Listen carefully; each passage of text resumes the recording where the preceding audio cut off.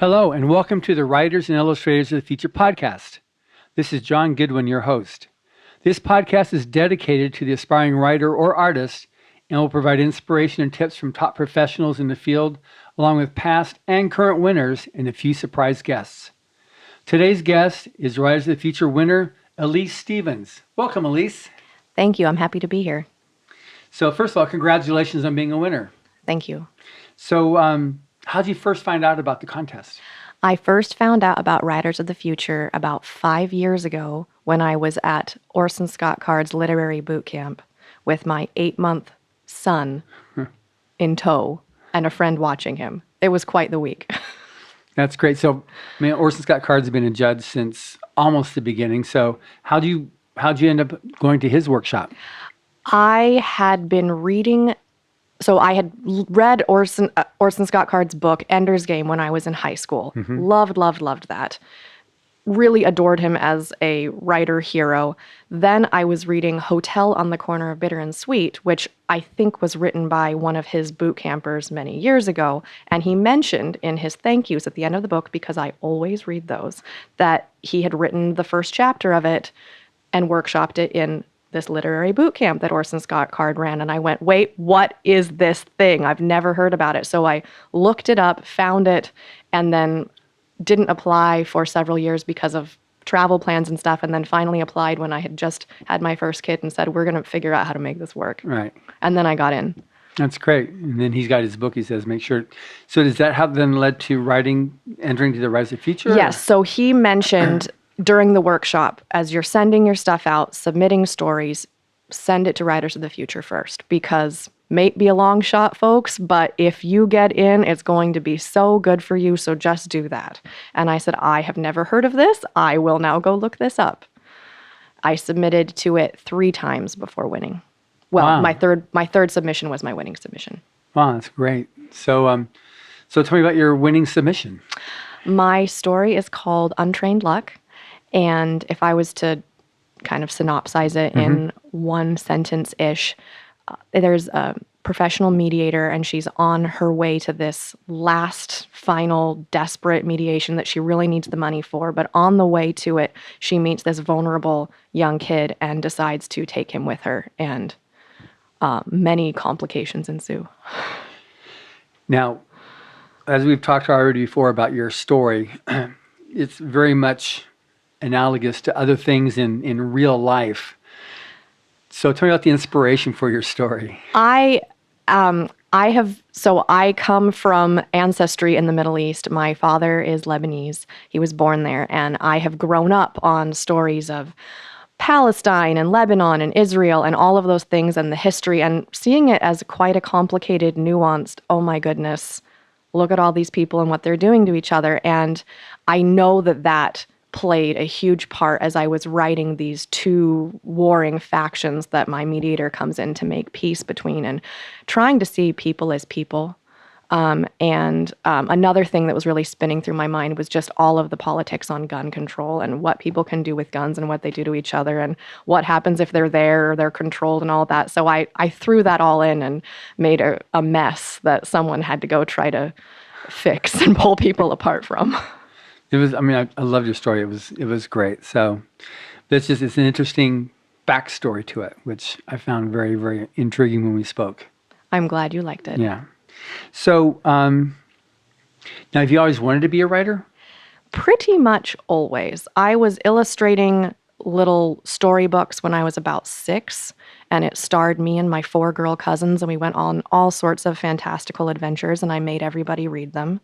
I was homeschooled, and I had a really encouraging mom who wanted to read everything I'd ever written, and I was completely blessed by having tons of teachers and mentors and different kinds of people along the way who said, you're good at this, you have a gift at this. So I definitely have struggled with my own self-doubt and wondering, well, I may be good, but I may not be good enough. But I had so many encouragers along the way to combat that I think that was a huge part in helping me get to where I am now. That's great. That's great. So on what type of story do you like? Are you trying to go towards a certain type of story? I would say a lot of the stories I write deal with close relationships. Often they are very close friendships or family members. I really like exploring family and the ties that are so close and yet so dramatic and often painful. So close-knit relationships, and then a fantastical element that comes in and complicates it or creates a really big problem. They then have to band together to figure out, solve, overcome. Those are the stories I like to write. Wow, that one was really good with that. So do you, like your future now, where do you see yourself going now with writing? I would like to continue working on projects, bigger projects. I'm actually in the process of sketching out a plan for a novel that would take place in the same world as my short story, Untrained Luck, with the two characters, Mag and Leo, as continuing to be protagonists. I love them so much, I can't leave them in just a short story. Right.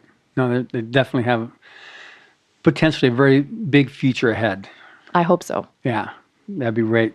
Plus, you're with this workshop coming up, you're going to have some amazing instructors that will be able to help you accomplish that. Yes. Yes, I'm also hoping to someday have agent representation. That is something I have not yet acquired. So that's a who knows how far distant goal, but that'd be great. Novels and representation. Well, that's what happened like with Pat Rothfuss when he was a winner several years ago. He had a problem with his novel. And so someone suggested he turn one of the chapters into a short story, which he submitted, won. And Kevin Anderson was the one that took him under his wings and introduced him to his agent. Oh, that sounds wonderful. That's what a fairy tale. Well, he wasn't the first, but he's one of the ones that's more notable on that. Dave Wolverton at the time, he sold his first book contract at the award ceremony. Oh, nice. So there's a lot of people. Obviously, there's a lot of people that have gone quite well. The editors at Tor, they definitely go through all the Writers of Future volumes, and pretty much a lot of the winners who are sincere about moving forward as a writer end up with Tor. Cool. So there's definitely, for someone who's really got the desire, there's a really good future ahead of them because of all the connections you'll have here. And definitely take advantage of this week to make some friends with the judges. I will do that. Good. I can be shy, so I have to push myself just a little bit. Well, that's fine. It's worth it to overcome that. So any particular major influencers that have inspired you? Oh, goodness.